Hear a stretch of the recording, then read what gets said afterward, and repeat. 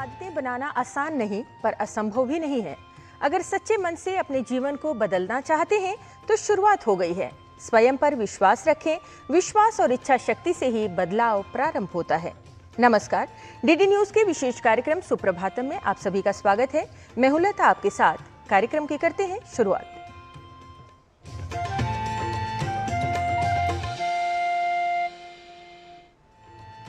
जीवन का प्रत्येक क्षण अमूल्य है। सीखने की कोई उम्र या सीमा नहीं होती, इसलिए जब समय मिले कुछ नया सीखने सिखाने के निरंतर प्रयत्न से अपने मन को संतुष्ट रखने का प्रयास करना चाहिए। आइए कार्यक्रम का आरंभ करते हैं और सबसे पहले जान लेते हैं आज का पंचांग। आज का पंचांग युगाब्द 5127, विक्रम संवत 2082, शक संवत 1947, दक्षिणायन, कार्तिक मास, कृष्ण पक्ष, द्वितीया तिथि, बृहस्पतिवार, भरणी नक्षत्र। आज का दिन सभी के लिए मंगलमय हो। कार्यक्रम में आगे बढ़ते हैं और आगे सुभाषित की बात करते हैं। समय के महत्व को समझते हुए अपनी दिनचर्या और अपने काम निर्धारित करने से सभी कार्य समय से पूर्ण होते हैं। समय के साथ कार्य की पूर्णता में कहीं न कहीं पंचांग हमारे लिए सहायक होते हैं। कार्यक्रम में सीखने सिखाने के क्रम को आगे बढ़ाते हैं और सुनते हैं आज का सुभाषित। पुस्तकस्थातु या विद्या परहस्तगतं धनं कार्यकाले समुत्पन्ने न सा विद्या न तद्धनम्। पुस्तक में रखी विद्या तथा दूसरे के हाथ में गया धन, ये दोनों ही जरूरत पड़ने पर हमारे किसी भी काम नहीं आते। Knowledge confined to books and wealth that has changed hands, both of them are of no use in times of need. Tamil Nadu के पूर्वी तट पर स्थित महाबलीपुरम भारतीय ज्ञान, कला और स्थापत्य का एक जीवंत उदाहरण है, जो अपने सुनहरे अतीत से आज भी विश्व को विस्मित करता है। महाबलीपुरम के स्मारक केवल कलात्मक सुंदरता ही नहीं, बल्कि प्राचीन भारतीय इंजीनियरिंग और वैज्ञानिक ज्ञान, गणित, भूविज्ञान और भौतिकी का भी प्रदर्शन करते हैं। जैसे पत्थरों की सटीक तराशी और विशाल संरचनाओं का सदियों तक सुरक्षित रहना। भारतीय ज्ञान परंपरा में कला को आध्यात्मिक अभिव्यक्ति माना जाता है और ये मंदिर शिव व वैष्णव परंपराओं के केंद्र तथा आध्यात्मिक ऊर्जा के स्रोत हैं। आइए विस्तार से जानते हैं महाबलीपुरम के स्मारक के बारे में।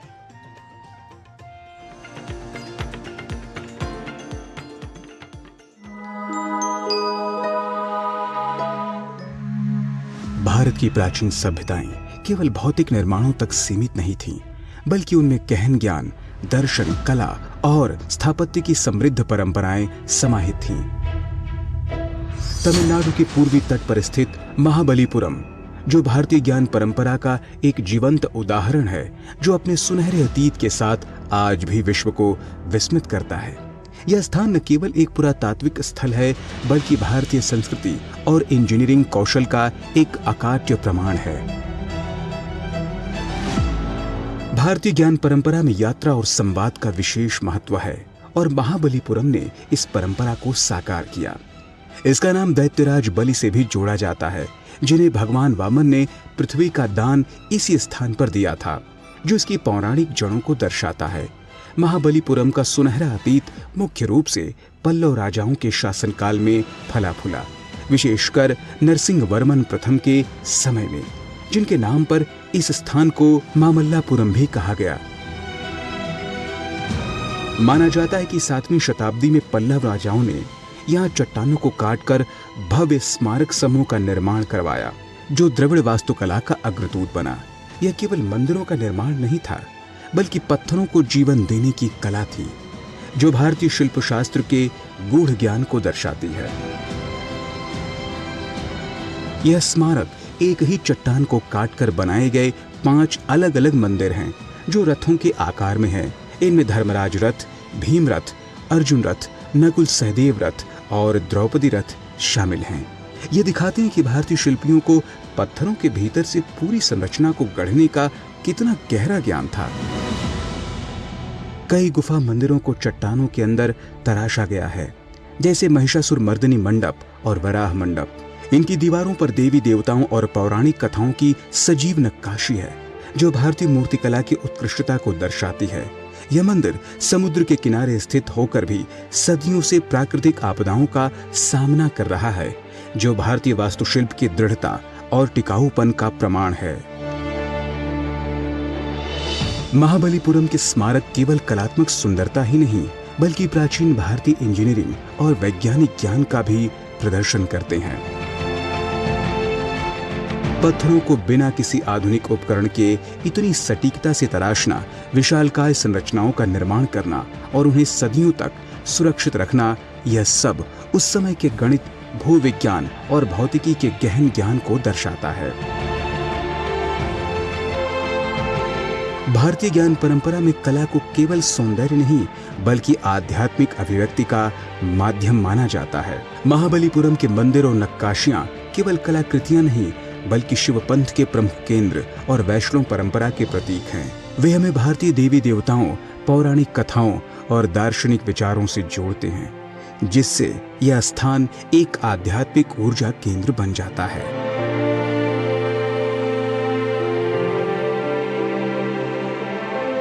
उन्नीस में यूनेस्को द्वारा इन स्मारकों को विश्व विरासत स्थल घोषित करना इसके कालातीत मूल्य और भारतीय ज्ञान के वैश्विक महत्व की पुष्टि करता है।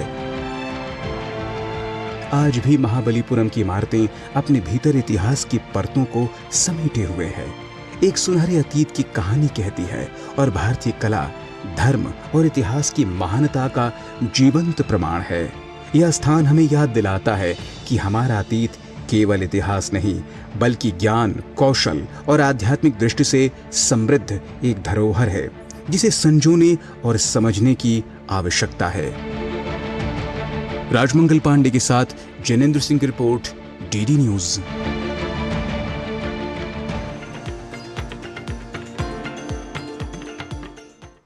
तो आपने देखा कि किस प्रकार से भारतीय ज्ञान परंपरा में जो कला है वो अध्यात्म का भी एक प्रतीक के रूप में जाना गया है।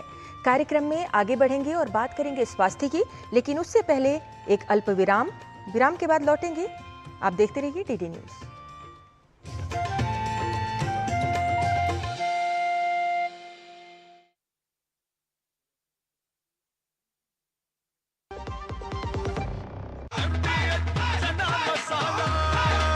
अब छोलिया हो या लोबिया, सफेद चने या काले चने, सब कुछ मजेदार बने। उत्तर गुजरात, परंपरा और प्रगति का संगम।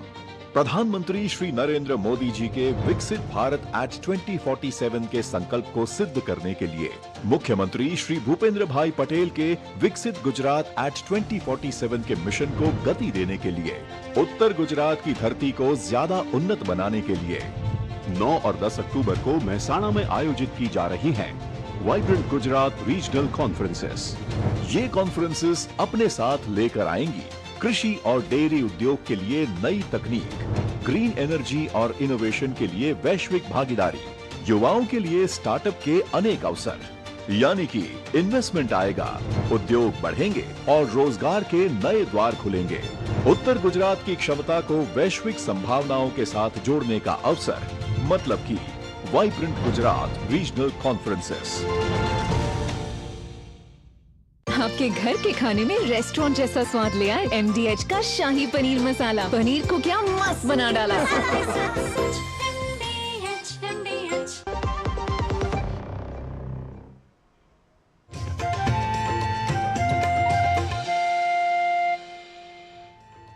ब्रेक के बाद आपका पुनः स्वागत। आप देख रहे हैं हमारा विशेष कार्यक्रम सुप्रभातम, जिसमें अब बात करते हैं स्वास्थ्य की। बच्चे के स्वास्थ्य और विकास के लिए महत्वपूर्ण है उचित पोषण। उचित पोषण से बच्चे में कई स्वास्थ्य समस्याएं होने का खतरा कम हो जाता है। शिशु को 6 महीने के होने के बाद संपूरक आहार देना कितना महत्वपूर्ण है, आइए समझते हैं इस रिपोर्ट के माध्यम से।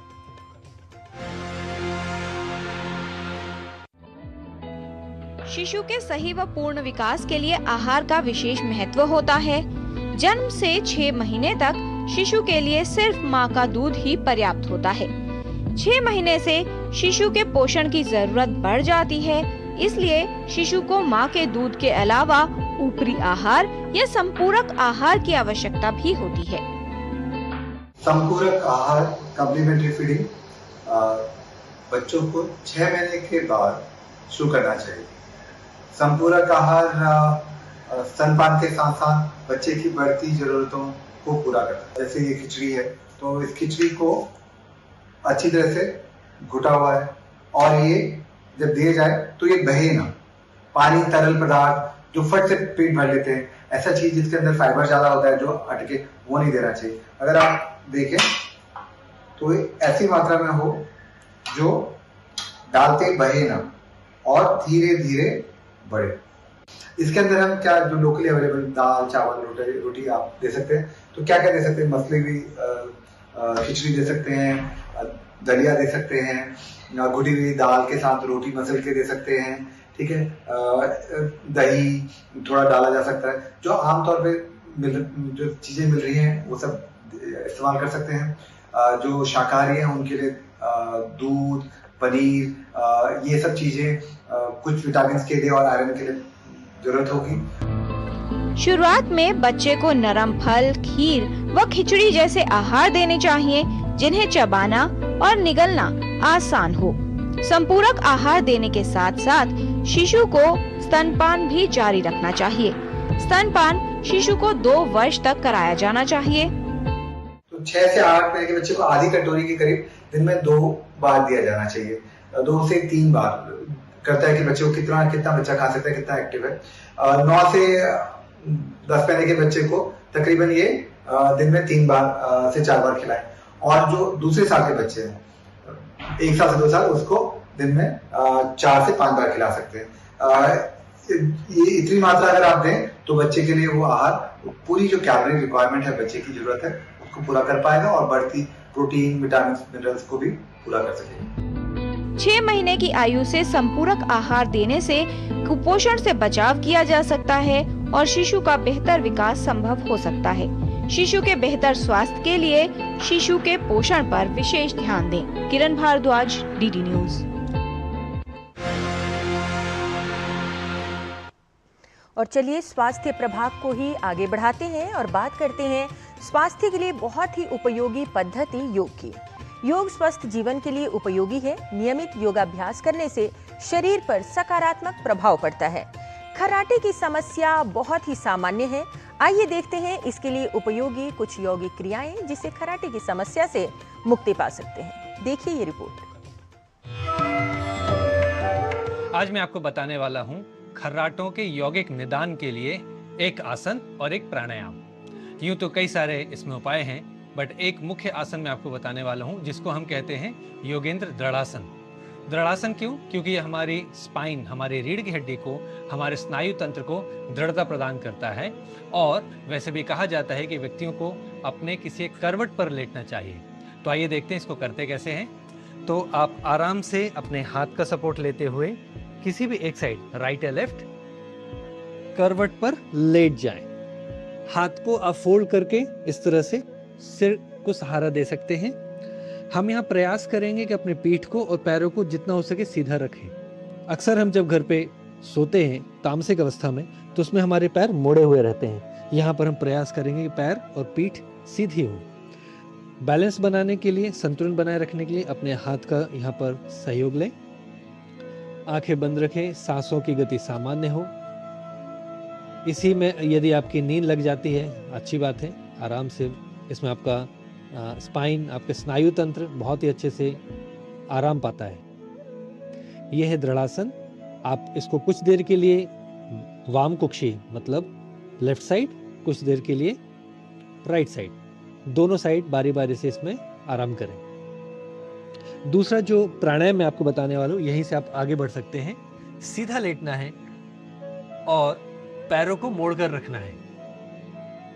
पैरों के पंजों के बीच में कमर के बराबर दूरी हो, लेकिन घुटनों को आपस में टिका कर रखें। दोनों हाथ बगल में। फिर उसके बाद राइट हैंड को आप अपने नेवल पर, अपने नाभि पर रखिए। आंखों को कोमलता से बंद कर लें। यदि आपकी आंखें बंद सहजता से नहीं होती हैं, कोई बात नहीं, आंखों को आप खुला रख सकते हैं। सामने किसी एक स्टिल पॉइंट पर देखिए। फिर अपनी सांसों के साथ पेट के मूवमेंट को सिंक्रोनाइज करना है कि आप जब श्वास लेंगे तो पेट फूलेगा, श्वास छोड़ेंगे तो पेट रिलैक्स होगा। बस यही है। हाथ को रखिए पेट पर, बाएं हाथ को, लेफ्ट हैंड को साइड में रिलैक्स रखें। इनहेल करते हुए पेट फूलेगा, एक्सहेल करते हुए पेट रिलैक्स होगा। इसको आप आराम से 15 से 20 मिनट कर सकते हैं, और इसको करते करते यदि आपकी नींद भी लग जाती है तो भी सही है। तो इस तरह से खर्राटों की समस्या से निदान पाने के लिए और भी कुछ प्रैक्टिकल टिप्स हैं, जो आइए हम सुनते हैं हमारे गुरु माँ हंसा जी से। नमस्कार। ये खर्राटे लेना, स्नोरिंग, ये कोई रोग नहीं है। ये सिर्फ सोने की एक पद्धति को संभाल कर सोने की आदत डालने वाली बात है। दूसरा, नाक अगर हमेशा खुली रहे, सर्दी वगैरह ना हो, एक्सेस फैट ना हो नेक के आसपास, तो भी सांस बहुत अच्छी चलेगी और स्नोरिंग नहीं होगा। देखना यह है कि जब आप सोते हो तब हमेशा लेफ्ट साइड पर सोया जाए, और लेफ्ट साइड पर सो के सिर के नीचे एक थोड़ा सा बड़ा तकिया हो कि जिससे गर्दन यूं टेढ़ी रहे, ऐसा खुला मुंह ना रहे, और गर्दन नीचे की तरफ रहे, जिससे आपका स्नोरिंग बंद हो जाएगा। जब भी कोई व्यक्ति स्नोर करता है उसको करवट बदल लो उसकी, और उससे भी उसका स्नोरिंग रुक जाएगा। उसे ध्यान ये दिया जाए कि ओवर ईटिंग ना हो, दारू वगैरह चीजें रात को ना हो, नॉन वेज रात को ना खाया जाए, वो गलत होगा, क्योंकि हैवी फूड से डीप स्लीप आ जाती है, तामसिक स्लीप आ जाती है और स्नोरिंग शुरू हो जाता है। तो यही सब चीज़ों का ध्यान देना है, और स्नोरिंग तो यूं ही ठीक हो जाता है। बस ये छोटे छोटे बदलाव लाना जरूरी है। नमस्कार। चलिए आगे और बात करते हैं कि स्वास्थ्य के लिए क्या क्या चीजें और भी आवश्यक हैं। हम सबकी इच्छा रहती है कि हमारे अंदर शारीरिक शक्ति बनी रहे, शरीर में ऊर्जा बनी रहे। ऐसा स्वास्थ्य पाने के लिए आयुर्वेद में विभिन्न उपाय बताए गए हैं। साथ ही आयुर्वेद में सुंदरता से जुड़े भी अनेक उपाय बताए गए हैं। शरीर मुखमंडल की आभा और लावण्य की प्राप्ति के लिए उपाय जानने के लिए आइए चलते हैं आयुर्विज्ञान विशेषज्ञ डॉक्टर तन्मय गोस्वामी के पास।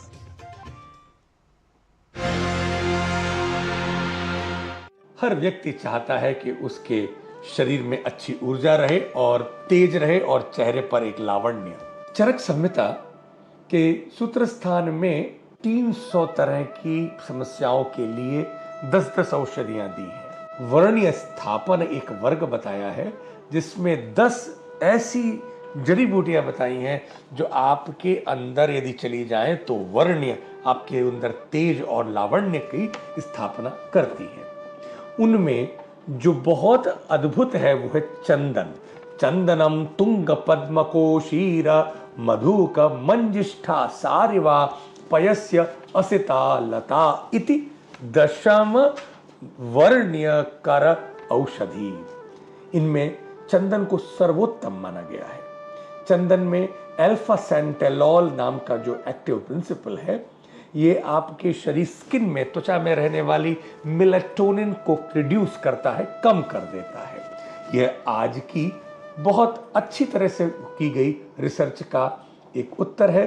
खस उशिर के लिए भी कहा गया है, जिसमें वेटिवर एसेंशियल ऑयल्स हैं जो स्किन के अंदर बहुत हद तक जो पिगमेंटेशन है उसे रोक देते हैं और बहुत अच्छे स्किन टॉनिक हैं।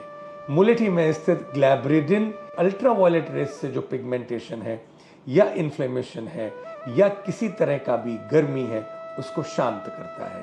तो आज से आप चंदन, खस और मुलेठी का प्रयोग अवश्य करें। थोड़ा सा भी प्रमाण यदि आपके शरीर में जाता है तो यह आपके शरीर के अंदर वर्ण्य प्रदान करता है।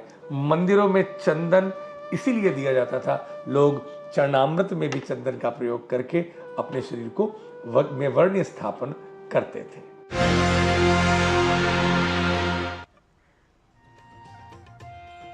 और आयुर्वेद शिक्षण के बाद अब बात करेंगे संस्कृत शिक्षण की। शिक्षण के क्रम में अब संस्कृत पाठशाला प्रभाग की ओर आगे बढ़ेंगे और संस्कृत पदों के मूल शब्दों को कैसे जाना जाए इसके बारे में सीखने के लिए चलेंगे डॉक्टर गवीश द्विवेदी के पास।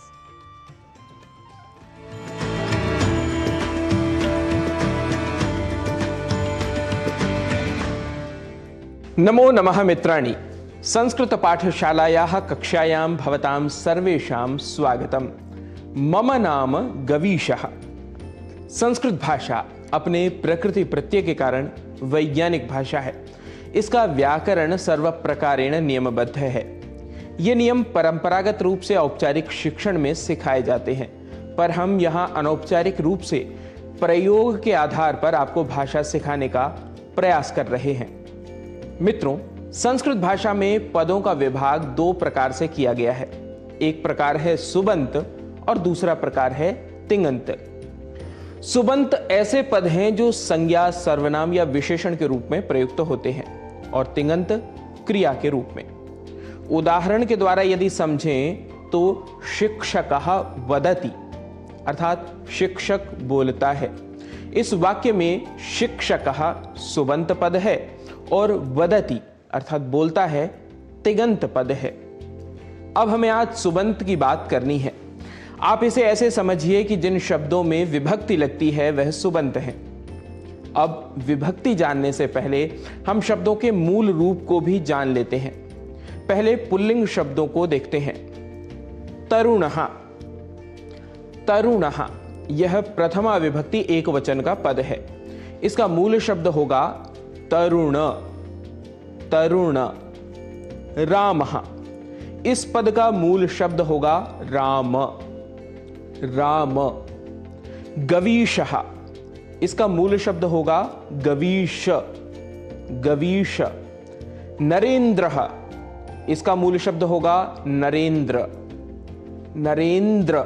अर्थात पुल्लिंग शब्दों में प्रथमा एक वचन पद से विसर्ग हटा देने पर उस पद का मूल शब्द मिल जाता है।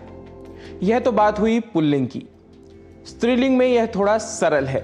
उदाहरण के लिए माला, यह स्त्रीलिंग शब्द है। इस स्त्रीलिंग शब्द की प्रथमा विभक्ति एक वचन रूप बनता है माला। इसका मूल शब्द प्रथमा के समान ही रहता है और वह भी है माला। इसी प्रकार प्रिया, गीता, सीता, दिव्या, नलिनी, शालिनी आदि पदों का मूल शब्द समान ही होगा, जबकि नपुंसक लिंग में अनुस्वार को हटाकर मूल शब्द ज्ञात होता है। जैसे वनम नपुंसक लिंग प्रथमा विभक्ति का एक वचन रूप है। इसमें अम इस ध्वनि को हटाकर वन यह मूल शब्द शेष रहेगा। इसी प्रकार पुस्तकम का मूल शब्द होगा पुस्तक, पुष्पम का मूल शब्द होगा पुष्प, फलम का मूल शब्द होगा फल, भवनम का मूल शब्द होगा भवन, राष्ट्रम का मूल शब्द होगा राष्ट्र। मित्रों, आज की कक्षा में हमने पुल्लिंग, स्त्रीलिंग एवं नपुंसक लिंग के पदों के मूल शब्दों को पहचानना सीखा है। वस्तुतः शब्दों के मूल रूप को जानना बहुत ही महत्वपूर्ण होता है, क्योंकि इसी के आधार पर हम शब्दों का प्रयोग सुबंतों के रूप में कर पाते हैं। तो पदों के मूल रूप को जानने का प्रयास अवश्य करें। ऐसे शब्दों का कैसे करना है प्रयोग सीखेंगे हम पाठशाला की अग्रिम कक्षाओं में। तब तक के लिए नमो नमः।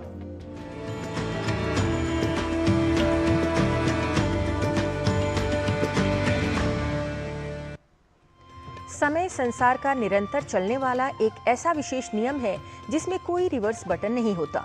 इसलिए समय को व्यर्थ न गंवाते हुए अपने प्रत्येक क्षण का सही उपयोग करने में अपनी ऊर्जा लगाना समझदारी है। अपना समय सीखने, सिखाने और सकारात्मक कार्यों में लगाइए। प्रतिदिन देखिए संस्कृति पर आधारित हमारा विशेष कार्यक्रम सुप्रभातम। आज के लिए बस इतना ही। हमारी पूरी टीम को दीजिए अनुमति। नमस्कार।